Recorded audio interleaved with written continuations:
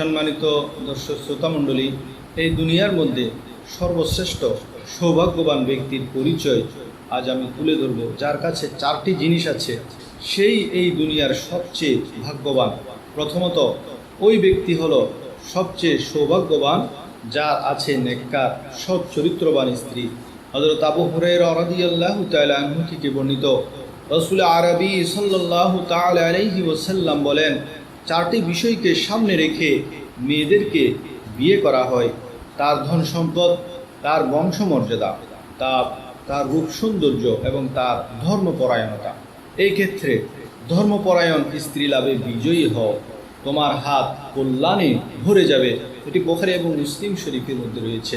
প্রকৃত সম্পদ কি তা বুঝে নিতে তাই ভুল করবেন না। রাসূল সাল্লাল্লাহু আলাইহি ওয়াসাল্লাম বলেছেন, সমগ্র পৃথিবীটাই সম্পদে পরিপূর্ণ, এর মধ্যে কল্যাণকর ও উত্তম সম্পদ হলো চরিত্রবান নেককার স্ত্রী। এটি মুসলিম শরীফের মধ্যে রয়েছে। দ্বিতীয়ত, সৌভাগ্যবান ব্যক্তি হলো যার আছে নেককার সন্তান। হাদিস শরীফ, প্রিয় নবী করিম সাল্লাল্লাহু আলাইহি ওয়াসাল্লামের এরশাদে মোবারক যে মানুষ যখন মারা যায় তখন তার আমলের ধারা বন্ধ হয়ে যায়, কিন্তু তিনটি আমলের ধারা জারি থাকে যা বন্ধ হয় না। নাম্বার 1, সদকায়ে জারিয়া। নাম্বার 2, এমন ইলম যার দ্বারা উপকার সাধিত হয়। নাম্বার 3, নেক সন্তান যে তার পিতামাতার জন্য দোয়া করে। সুবহানাল্লাহ। সৎ, বিনয়ী, নিষ্ঠাবান, আদর্শ সন্তান আল্লাহর পক্ষ থেকে নিয়ামত ও রহমত স্বরূপ। একজন আদর্শবান নেককার সন্তানের জন্য সমাজ, রাষ্ট্রের নিকট পিতামাতার সুনাম, সুখ্যাতি, প্রভাব, প্রতিপত্তি বৃদ্ধি পায়। আবার অসৎ চরিত্রের দুষ্ট, লোভী, প্রতারক, বখাটে, বদকার, মাদকাসক্ত সন্তানের জন্য সমাজ, রাষ্ট্রের নিকট পিতামাতাকে হেয় প্রতিপন্ন, অপদস্থ, অপমানিত হতে হয়। অনেক অভিভাবকই সন্তানের শৈশবকালে পড়াশোনার ক্ষেত্রে গুরুত্ব প্রদান করলেও নৈতিক মূল্যবোধ চর্চার প্রতি মনোযোগ দেয় না। অনেকের কাছে সামাজিকীকরণের বিষয়টি পুরোপুরি উপেক্ষিত থাকে। ফলে অনেক সন্তানই পড়াশোনা শেষ করার পূর্বে বকে যায়, অশ্লীল ও মন্দ কাজে জড়িয়ে পড়ে। প্রত্যেক পিতামাতার উচিত তার সন্তানকে সঠিক ধর্মীয় শিক্ষা ও সামাজিক ভ্রাতৃত্ববোধের সাথে পরিচয় করিয়ে দেওয়া। আইনস্টাইন, গ্যালিলিও, কলম্বাসের মতো বিজ্ঞানীদের সকল প্রকার বিস্ময়কর আবিষ্কারের কাহিনী পড়ার জন্যে সন্তানকে উৎসাহিত করার পাশাপাশি অলি আউলিয়া, নবী, রসুল, সাহাবীদের জীবনী পড়ার প্রতি সন্তানদের আগ্রহ সৃষ্টি করতে হবে। মানবতা ও মানবিকতার কাজের প্রতি সন্তানের আগ্রহ বৃদ্ধি করতে হবে। তাহলে সন্তান সন্ততি একটি ভারসাম্যপূর্ণ জীবন ব্যবস্থার মধ্যে বেড়ে উঠবে। তৃতীয়ত, সৌভাগ্যবান ব্যক্তি হলো যার আছে সৎ ও চরিত্রবান বন্ধু। আল্লাহ রাব্বুল আলামিন সূরা তাওবার 119 নং আয়াতে ইরশাদ করেন, আউযু বিল্লাহি মিনাশ শাইতানির রাজীম, ইয়া আইয়ুহাল্লাযীনা আমানুত্তাকুল্লাহা ওয়া কুনু মা'আস সাদিকিন। অর্থাৎ, হে ঈমানদারগণ, আল্লাহকে ভয় করো এবং সত্যবাদীদের সাথে থাকো। ভালো ও দুষ্ট বন্ধু জীবনকে কতটা প্রভাবিত করতে পারে রাসূল সাল্লাল্লাহু আলাইহি ওয়াসাল্লাম তা উপমার মাধ্যমে মানব চক্ষুকে দেখিয়ে দিয়েছেন। তিনি বলেন, ভালো ও দুষ্ট বন্ধু সুগন্ধি বহনকারী ও হাঁপড়ে ফুকদাতা কামার ব্যক্তির মতো। মিস্ক বহনকারী, সুগন্ধি বহনকারী ব্যক্তির অবস্থা তো এমন যে সে হয়তো এই সুগন্ধি তোমাকে উপহার দেবে, অথবা তুমি তার থেকে তা খরিদ করবে, অথবা তুমি তার থেকে তার সুঘ্রাণ লাভ করবে। এটাই হলো ভালো বন্ধুর উদাহরণ।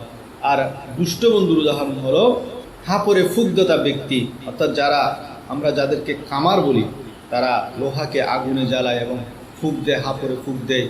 সেখান থেকে হয়তো তার কাপড় জ্বালিয়ে দিবে, কিংবা তুমি তার কাছ থেকে দুর্গন্ধ পাবে। এটি বুখারী এবং মুসলিম শরীফের মধ্যে রয়েছে। ভালো বন্ধুর ব্যাপারে মনীষীদের অনেক দামি দামি উক্তি রয়েছে।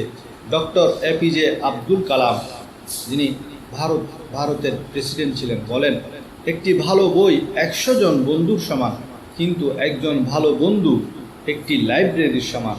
ইমাম জামাখশরী রহমতুল্লাহ আলাইহির বাণী, বীরের পরীক্ষা হয় যুদ্ধের ময়দানে, বন্ধুর পরীক্ষা হয় বিপদের সময়, এবং বুদ্ধিমানের পরীক্ষা হয় যখন সে রাগান্বিত হয়। তখন হযরত আলী রাদিয়াল্লাহু তাআলা আনহু বলেন, সেই তোমার সত্যিকার বন্ধু যে তোমার সঙ্গে থাকে তোমার কল্যাণের জন্য নিজের ক্ষতি করে, হঠাৎ করে তোমার অবস্থা শোচনীয় হলে সে নিজের সুখ বিসর্জন দিয়ে তোমাকে সুখ দান করে। মোট কথা, একজন ভালো নেককার বন্ধু যার আছে সে আসলেই সৌভাগ্যবান। চতুর্থত, ওই ব্যক্তি সৌভাগ্যবান যে ব্যক্তি হলো ঈমানদার। এই প্রসঙ্গে আমাদের প্রিয় নবী হযরত মুহাম্মদ সাল্লাল্লাহু আলাইহি ওয়াসাল্লাম বলেছেন, যে ব্যক্তি মনে প্রাণে বিশ্বাসের সঙ্গে একবার কালমা পাঠ করবে সে জান্নাতে প্রবেশ করবে। বস্তুত একজন মানুষের জন্য চিরস্থায়ী জীবনে অনন্তকালের জন্য জান্নাত লাভের চেয়ে বড় আর কিছু হতে পারে না।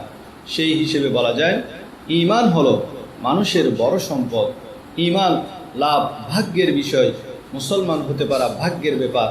এই গর্বের কথাই ধ্বনিত হয়েছে পবিত্র কোরআনে কারীমের সূরা হামিম সিজদার 30 নং আয়াতে।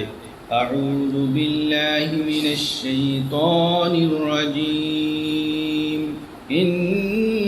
ইন্নাল্লাযীনা ক্বালু রাব্বুনাল্লাহু সুম্মা ইসতাকামু তাতানাজ্জালু আলাইহিমুল মালাঈকাতু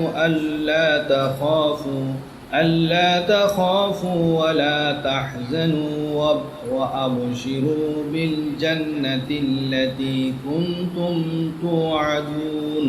অর্থাৎ নিশ্চয় যারা বলে আমাদের পালনকর্তা আল্লাহ অতঃপর তাতে অভিযোগ থাকে, তাদের কাছে ফেরেশতা অবতীর্ণ হয় এবং বলে, তোমরা ভয় করো না, চিন্তা করো না, এবং তোমাদের প্রতিশ্রুত জান্নাতের সুসংবাদ শুনো। অতএব সম্পূর্ণ আলোচনার সারাংশ হলো, ইসলামের দৃষ্টিতে যিনি ঈমানদার, যার কাছে নেককার স্ত্রী আছে, যার কাছে নেককার সন্তান আছে এবং নেককার বন্ধু রয়েছে, সেই